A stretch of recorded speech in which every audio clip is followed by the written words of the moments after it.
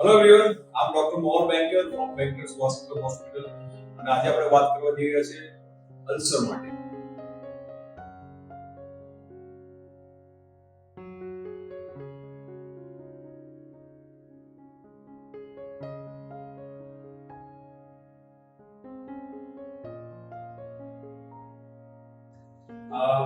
ઘણા બધા કારણોમાં અમે ડિફરન્શિએટ કરી શકીએ છીએ કે આ જે અલ્સર કઈ જગ્યાએ થયું છે એના પરથી એનું કારણ તમને ખ્યાલ આવે છે. જેમ કે ડાયાબિટીક પેશન્ટ્સ હોય તો એને પ્રેશર સાઇટ પર અલ્સર થયું હોય, જ્યારે ફોન નીચે મૂકતો હોય જે પોઈન્ટ પર પ્રેશર આવતું હોય ત્યાં અલ્સર થયું હોય. જ્યારે પેશન્ટને ઘણા પેશન્ટ રિલીફ થતા હોય કે ટોબેકો લેતા હોય કે બ્લડ સપ્લાય ઓછો થઈ જાય તો આંગળીના ટીરવા પર આંગળીના ટીરવા પર અલ્સર. સો એના પરથી એમને કારણ હોય. વેરિકોઝ વેન અલ્સર હોય મોટે ભાગે એન્કલ પાસે આપણે જે પ્રોમિનસ મોની પ્રોમિનસ દેખાય છે ત્યાં 40 સેલ ઉપરના પોર્શનમાં અલ્સર હોય. અને એ જે વેરિકોઝ વેન અલ્સર છે ક્લાસિકલી એની સરાઉન્ડિંગ સ્કિન હોય એ બ્લેક થઈ હોય વચ્ચે અલ્સર વચ્ચે ચામ. તો સૌથી પહેલા સમજીએ કે એનું કારણ શું છે. તો જ્યારે પણ વેરિકોઝ વેન અલ્સર થાય છે તો એનું કારણ શું છે કે વેરિકોઝ વેનમાં જે અશુદ્ધ લોહી છે એ પગમાંથી નીચે હાથ તરફ જાય છે. અહીંયા વાલ્વમાં લીકેજ છે એને કારણે પાછું ફેંકાય અને સૌથી ડિપેન્ડન્ટ પોર્શન ક્યાં આવશે આપણે એન્કલ જે ફૂટ ઓફ જે રીજન છે ત્યાં એ આખો દિવસ આપણે ભરીશું એટલે અશુદ્ધ લોહી ત્યાં મળી જશે. ચામડીને પણ આપણે ઓક્સિજન જોઈએ છે અને આ જે બ્લડ સર્ક્યુલેશન ડિસ્ટર્બ થયું એને કારણે જે ચેન્જીસ ડેવલપ થાય છે એને કારણે સ્કિનને પણ જોઈએ તો ન્યુટ્રિશન મળતું નથી. That's why skin break it down અને એને કારણે ulcer. So this is a classical this is a reason for the venous varicose vein ulcer. આનું ટ્રીટમેન્ટ શું?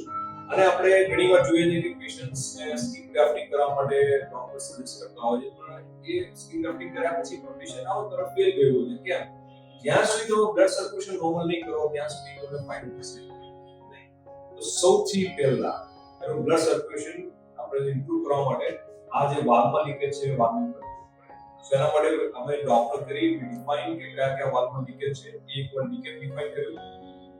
પછી એ લીકેજને બંધ કરવા માટે અમે લેઝર કે ગ્લુ નામની એક એડવાન્સ ટેકનિક છે અમે યુઝ કરીએ છીએ. એકવાર એ લીકેજ બંધ કર્યું ધેન ધીસ અહીંયાનું જે બ્લડ સપ્લાય છે નોર્મલ થશે.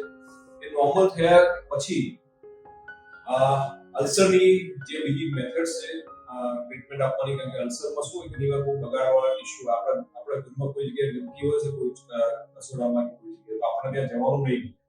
એવી જ રીતે જ્યારે અહીંયા ઇન્ફેક્શન હોય અલ્સર પાસે તો નવા હેલ્ધી ટિશ્યુ બિલ્ડ અપ નહીં થાય.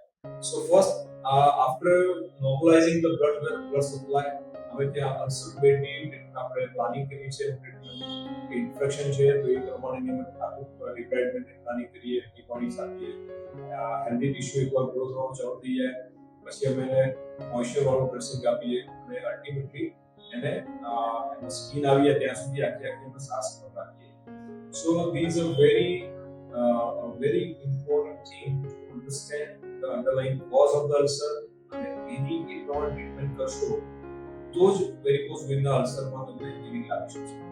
એફએસઆરની ટ્રીટમેન્ટ કરીશું ખાલી સાદું ડ્રેસિંગ કરતા જઈશું તો એનો શું ફાયદો મટી પણ જશે તો ફરી થશે કારણ કે underlying root cause is not solve.